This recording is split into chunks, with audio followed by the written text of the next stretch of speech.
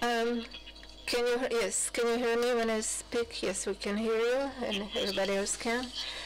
Thank you for your warm words of introduction. It's very good to speak after such introduction.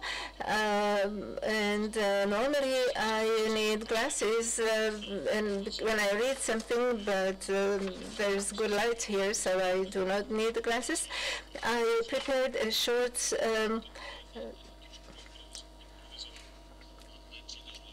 introduction, and I'll read some of it, and I also speak freely. I prepared my presentation in English, and in order to keep to the image of Central European official, I'll continue speaking in English. So I apologize to those who speak Slovak or Czech. It's a great pleasure for me, great honor to be here at the Central European Forum, to be back to Bratislava. It's always very pleasant to come back to Bratislava, which is linked to many of my very pleasant memories from a few decades ago.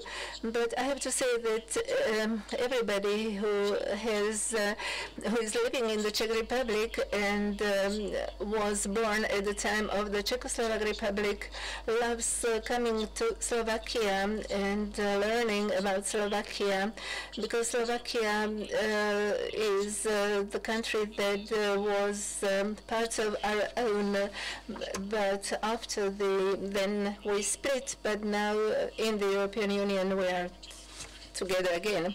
There is a little speech for the beginning of the forum, and I would like to start with a quote.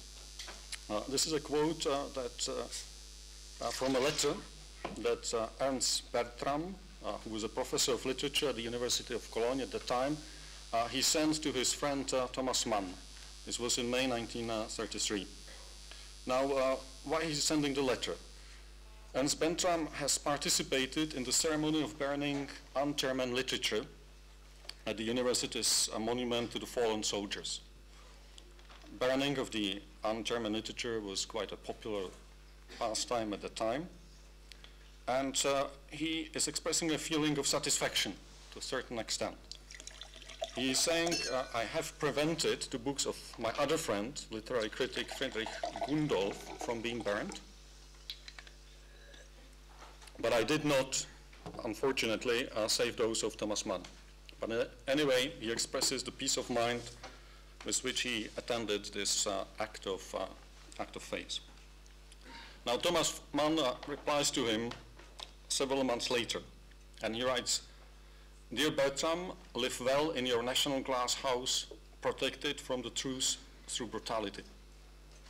The Central European Forum is an important reminder that there is a human community, and that there is a civil society, and that there is an open society, not confined to a glass house with collective illusions in this part of Europe.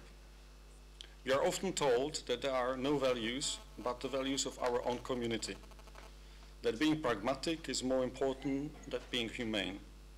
This is not the first time in the history of this part of Europe that we hear such things. Ours, Central Europe, is the part of Europe where petty sentiments turn into great tragedies. This is the place where neighbor fought neighbor with hatred and greed. This is a Europe of empty spaces, lost faces, silenced voices, and competitive suffering. This is where car parks are built on the ruins of former synagogues. And yet, this is also the Europe of Franz Werfel, Karl Kraus, Josef Roth, Stanislav Raimond, František and Jiří Langer, Tomáš Masaryk, and Václav Havel, just to name a few. This is the place where, despite all odds, humanity has extended across linguistic, religious, and national frontiers in a great show of solidarity and compassion. We are told that in times of crisis, we need to sacrifice our ideals, that we need to be realistic. We are told that open society is endangered by diversity, that the limits of our national glass house are more important than plurality.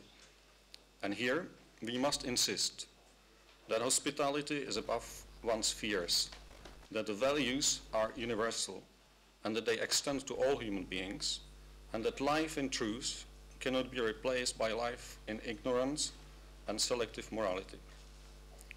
This is the part of Europe where our responsibility for the whole Europe begins. Our humanity is the starting point of the humanity of the others. This is where we need to act. And this is why it is so very important that we meet here in Bratislava and that we fill the empty spaces.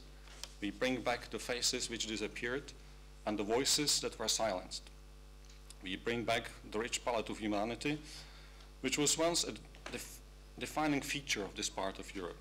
And we create a society of open hearts and open minds. And we make real the dream of countries which are just, noble, and intelligent. Well, with this, I would like to now give floor to my colleague from the Erste Foundation. Thank you.